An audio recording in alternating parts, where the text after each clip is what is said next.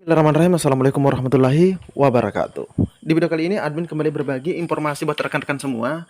Ini informasi daripada Ibu Rini ya. Dari Ibu Rini terkait dengan tahap 2 P3K di tahap 2. Dan juga admin di sini akan menjawab juga pertanyaan salah seorang rekan kita yang bertanya berapa jumlah TMS.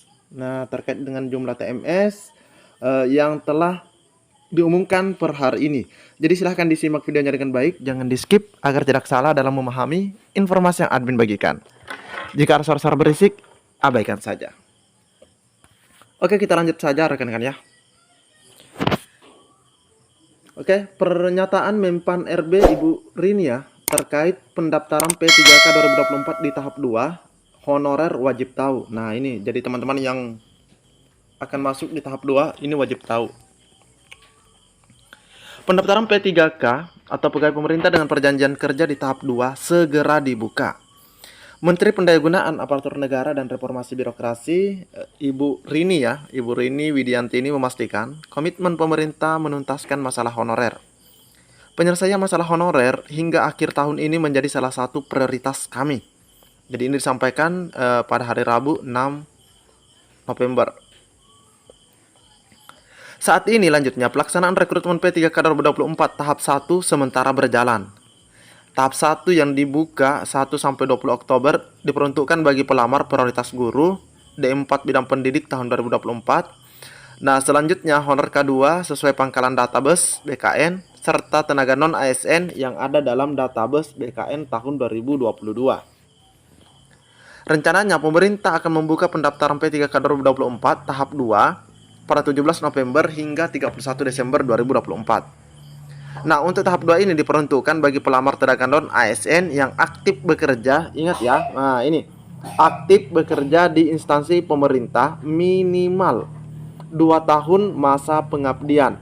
Ini termasuk lulusan PPG untuk formasi guru di instansi daerah.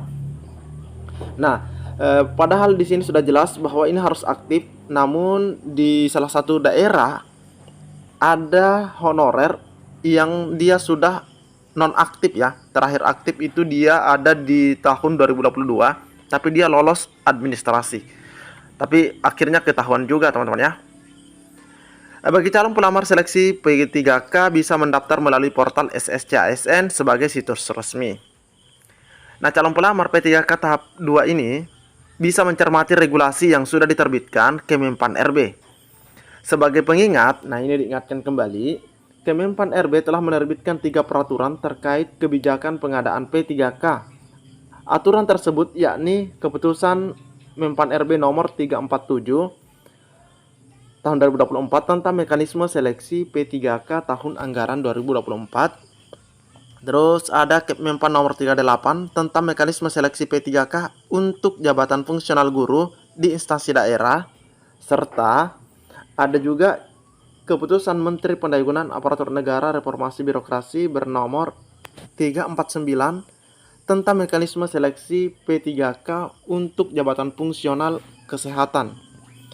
Nah, pemerintah juga menetapkan formasi paling besar bagi P3K yakni 1 juta sekian dari total 1,2 juta. Data per 22 Agustus ya. Nah, ini data per 22 Agustus 2024 yang lalu. Besarnya formasi P3K yang dialokasikan sebagai upaya penyelesaian penataan tenaga non-ASN di instansi pemerintah. Menpan RB ini juga mengimbau agar honorer atau tenaga non-ASN untuk menyiapkan diri karena seleksi P3K 2024 menggunakan CAT. Jadi ingat teman-teman ya. Jadi teman-teman itu harus biasakan latihan soal dan segala macam, termasuk penggunaan komputer ya atau laptop bagi yang memang kurang berpengalaman, biasakan teman-teman ya. Dalam seleksi tidak ada nilai ambang batas. Nah, ini juga banyak sekali yang sering bertanya. Ini tidak ada nilai ambang batas teman-teman ya. Berapapun non ASN atau formasi yang disediakan, pasti semuanya terisi. Pasti terisi teman-teman ya. Kalau memang jumlah formasi tersebut sesuai dengan jumlah yang memenuhi syarat. Tetapi pelamar akan dinyatakan lulus jika peringkat terbaik. Nah, itu ya teman-teman ya. Tidak ada formasi yang kosong, namun ada istilah perankingan. Untuk diketahui, dalam seleksi P3K hanya terdapat 2 tahapan. Jadi ini P3K hanya ada seleksi administrasi dan seleksi kompetensi. Dan ini sangat berbeda dengan CPNS ya. Ada administrasi, ada kompetensi, ada SKB-nya. Nah, seleksi kompetensi dilakukan untuk menilai kesesuaian kompetensi manajerial, kompetensi teknis, kompetensi sosiokultural yang dimiliki oleh pelamar dengan standar kompetensi jabatan.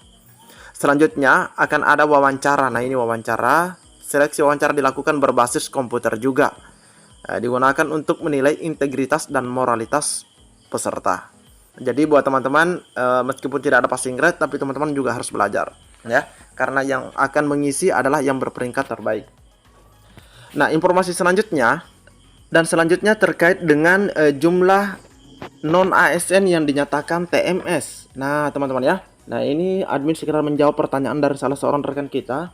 Nah, di sini kalau misalnya kita lihat ada untuk guru ya, kita guru pertama dulu.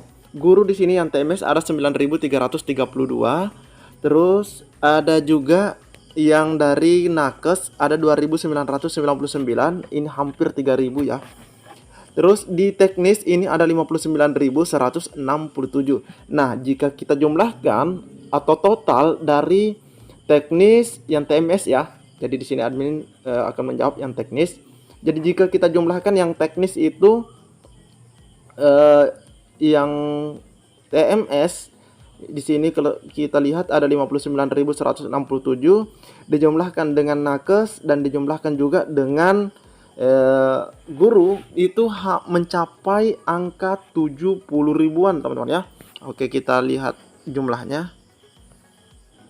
Nah, ini adalah jumlah dari atau total ya. Teman-teman bisa lihat ini adalah jumlah atau total non ASN yang dinyatakan TMS, atau tidak memenuhi syarat berdasarkan informasi per hari ini yang disampaikan oleh BKN.